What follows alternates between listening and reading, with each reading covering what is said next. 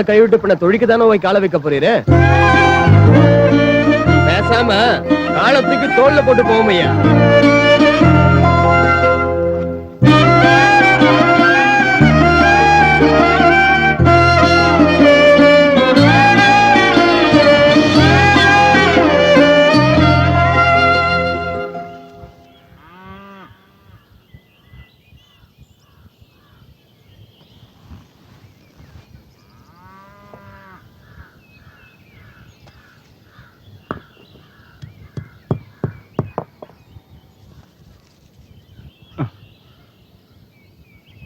அம்மா உனக்கு பாரமா இருக்க நினைக்காம நீ? இல்லைங்க, நீங்க நடமாடுறதுனால்தான் இந்த கட்டியும் உடமா கிடக்கு. நீங்க என்ன பார்க்க முடியாட்டாலும் நான் உங்களை பார்க்கறதுக்கு தான் என் அம்மா அடிச்சுக்கிட்டு கிடக்குங்க.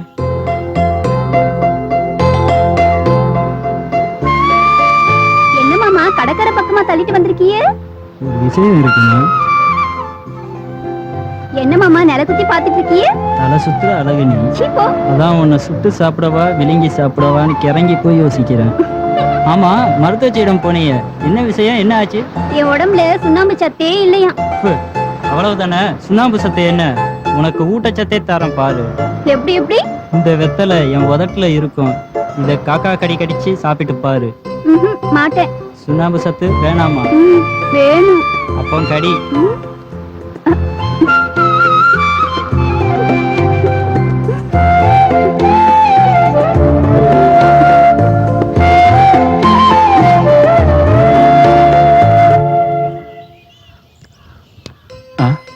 எம்மா அழுகுறியம்மா? பழச நினைச்சேன், கண்ணு குளமாயிடுச்சுங்க. ஆஹா,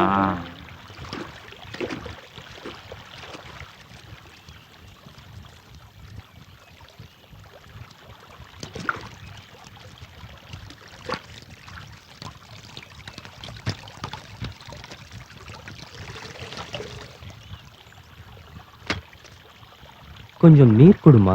சாமிக்கு பானை தண்ணி கொடுக்க கூடாது, தப்பு. போட்ட பட்டையினாலும் புது நீரை முண்டு தரேன். சிரங்கை பொறுத்தருள வேண்டும். சரிம்மா.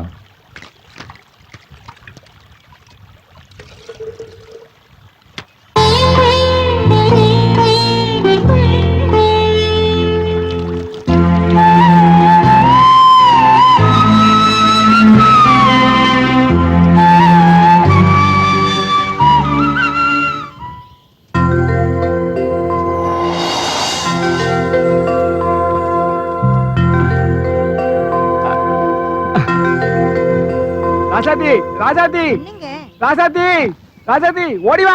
எனக்கு கண்டு தெரிஞ்சிட்டு. என்னாச்சு? எனக்கு கண்டு தெரிஞ்சிட்டுமா. ஆமாங்க, உங்களுக்கு பார்வை வந்துருச்சுங்க. ராசாதி, உனக்கு வயசாயிட்டு இல்லம்மா. எல்லாம் சாமி செஞ்ச மாயங்க.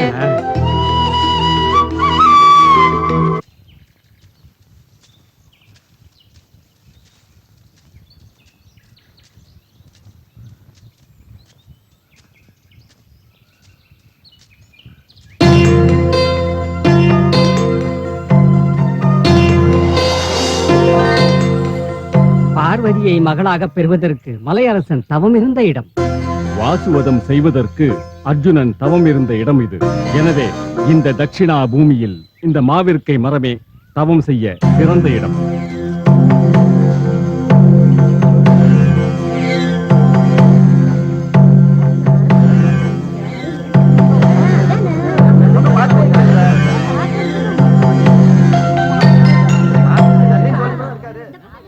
அடங்காத கலியினை நான் அடக்க வந்ததனாலே அழுக்குமே பத்தலாச்சு. அடுத்தாரை காப்பதற்கே பூவண்டன் தோப்பில் நான் அமர்ந்திருக்கிறேன். அவரவர் நினைப்பிற்கு தக்கவாறு நானிருந்து விளையாடுவேன். நான் பொத்திய கையை சற்றே திறந்து விட்டால் பூமியும் அழிந்திடுமே. உன் மகள் நிதானமுடன் போட்ட தோல் சீலையை போடாதென்று அடிக்கிறானே. என் மக்கள் சான்றோர்கள் இடுப்பில் எடுத்த குடத்தை இறக்கு என்று சொல்கிறானே. சூரியன் திசை மாறி உதித்து கலியுகம் முடியும் சொப்பனம் சொல்ல போகிறேன். பெற்ற தாய் பிள்ளைகளை முன்வைத்து படுக்கையிலே ஈனா பேச்சு வந்து தின்னக் கண்டேன். சிவனே ஐயா, நோய் பிடிச்சு கடல்ல விழுந்து தற்கொலை பண்ணிக்கிட்ட நம்ம முத்துக்குட்டி மூளையில ஆணி அடிச்சது யாருவே? இவன் இப்படி வளர்றான். வாயில புளி வச்சு அடிக்கணும்ல. முத்துக்குட்டி சாகும்போது வைகுண்ட சாமி திருச்செந்தூர் கடல்ல அவதரிக்கணும்னு ஆகம விதியில. இப்போ முத்துக்குட்டி சாயல்ல வந்திருக்கிறது நம்ம வைகுண்ட சாமியில. வைகுண்ட சாமின்னா உன்ன மாதிரி பொண்டாட்டிக்கும் பக்கத்து வீட்டுக்காரிக்கும் வித்தியாசம் தெரியாத கொப்பரவாயனுக்கெல்லாம் விளக்கம் சொல்லியே நான் விளங்காம போயிட்டல. சாமி ஏன் முத்துக்குட்டி சாயல்ல வந்திருக்காரு தெரியுமா? என் சின்ன மூளை சொன்ன புரியும். ஓ, உனக்கும் மூளை இருக்கா? சொல்லவே இல்ல. பொறுமையும் அன்பையும் ஒன்னா கொலைச்சி கலிநீச மன்னன் வாயில திணிக்கிறதுக்கு தான் மும்மூர்த்திகள் எல்லாம் ஒன்னா சேர்ந்து வைகுண்ட சாமியா வந்திருக்காரு. அப்போ ஐயா மன்னன் அடக்கிடுவாரா? முதல்ல நீ அடங்கல. கடவுள் என்கிற அதிகாரத்தை ஐயா காட்ட வேண்டிய நேரத்துல காட்டுவார். கை தொடக்கல உலகத்தை படைச்சு நம்மளை காக்கிற வைகுண்ட சாமிய பாக்குறதே போன ஜென்மத்து புண்ணியம்ல.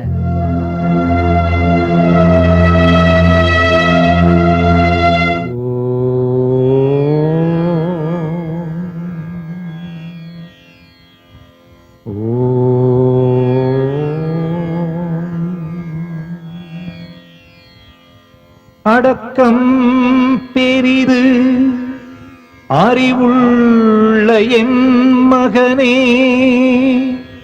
பொறுமை பெரிது பெரியோனே என் மகனே,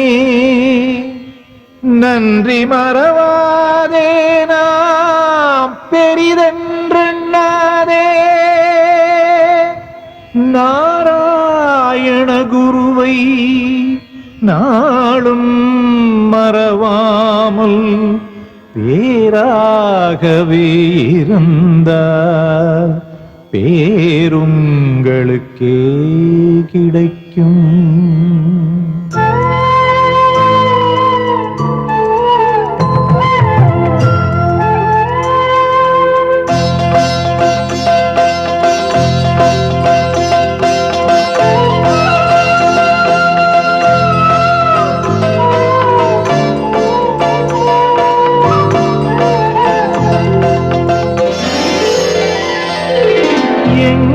நிறைந்தவனே, எல்லாம் அறிந்தவனே,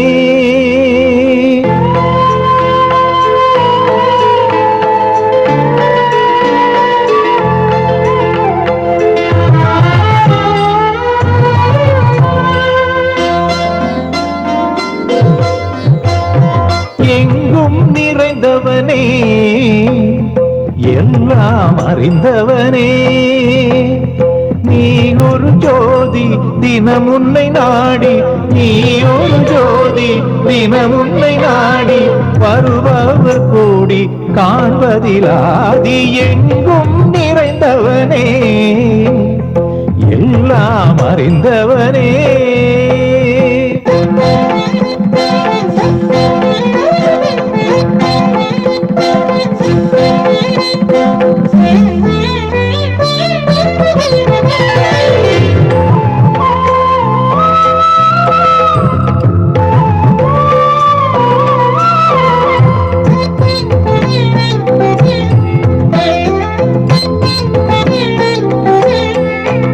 யுகமாறுவென்ற மாயோனொளியே நாம் வணங்கிடுவோம் தினமே தினமே, நாம் வணங்கிடுவோம் தினமே தினமே. இந்த அகிலத்திலே கலிமாயத்திலே அதை அகற்றிடவே வந்த பதியோனே, அதை அகற்றிடவே வந்த பதியோனே, பரம்பொருள்தான் நீ தத்துவ சுடர் நீ, பரம்பொருள்தான் நீ தத்துவ சுடர் நீ, பரம்பொருள்தான் நீ தத்துவ சுடர் நீ, எங்கும் நிறைந்தவனே, எல்லாம் அறிந்தவனே.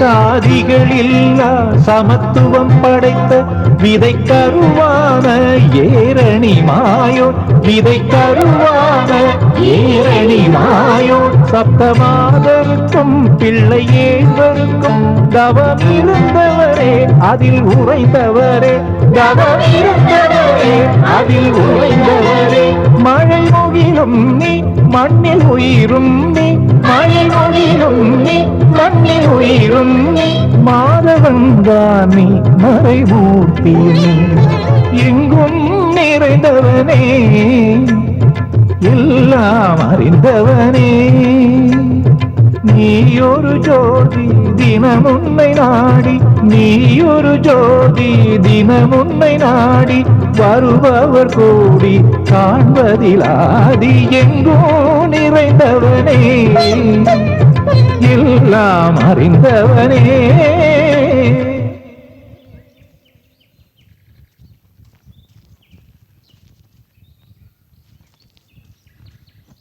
நம்ம மக்கள் எல்லாரும் ஒரே ஊர்ல இருந்தாலும் மன்னர் எங்களை தனித்தனி தீவுகளாதான் தென்னந்தோப்புல சிறை வச்சிருக்காரு ஐயா.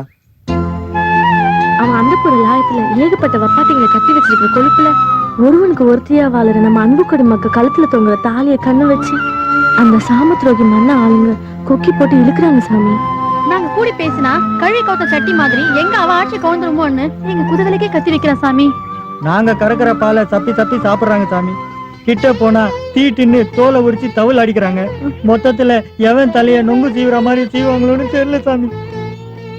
பொழுது போகலன்னா குடி வச்சு குத்துறாங்க, பிடிச்சு வச்சு அடிக்கிறாங்க ஐயா. கழிஞ்ச ஒடுக்கத்துக்கிழமை அமாவாசை அன்னைக்கு கொல்லைக்கு போறதுக்கு வெள்ளங்காட்டுல கொத்து வச்சுட்டு இருந்த இந்த கொப்புரவாயனை 2 சிப்பாய்கள் இருட்டடி அடிச்சிட்டு பெரிச்சாலின்னு நினைச்சு அடிச்சிட்டோம்னு சாவகாசமா சொல்லிட்டு போறாங்க சாமி. காப்பு கட்டி வைத்த மகன் கணப்பவுசா இருக்கின்றான். அவன் கொட்டம் குலைத்திடுவேன், குடிகெடுப்பேன். மாமுனி நான், அவன் பட்டம் பறித்திடுவேன், பாரா சிறை வைப்பேன். விளக்கின் ஒளி போல் வீரத்தனமாய் வாழுங்கள். மானமாக வாழ்ந்தால் மாழும் களி தன்னாலே. அவரவர் தேடும் முதலை அவரவரே வைத்து ஆளலாம்.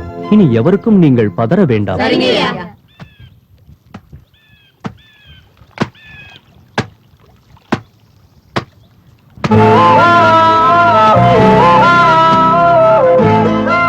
நிச்சயமா நான் வேணா ஒரு கை பொழியவா?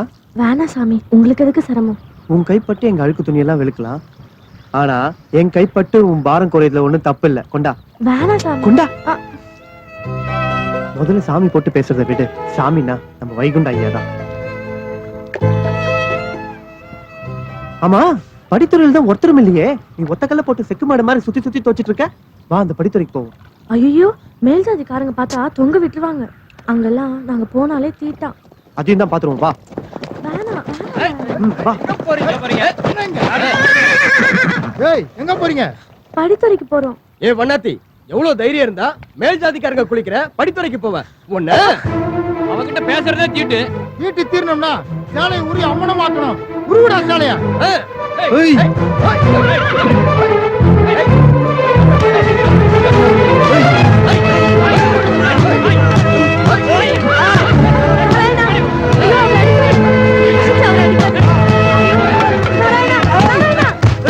கட்டி போற தவிர மத்தவங்க எல்லாம் தாய் தாண்டா.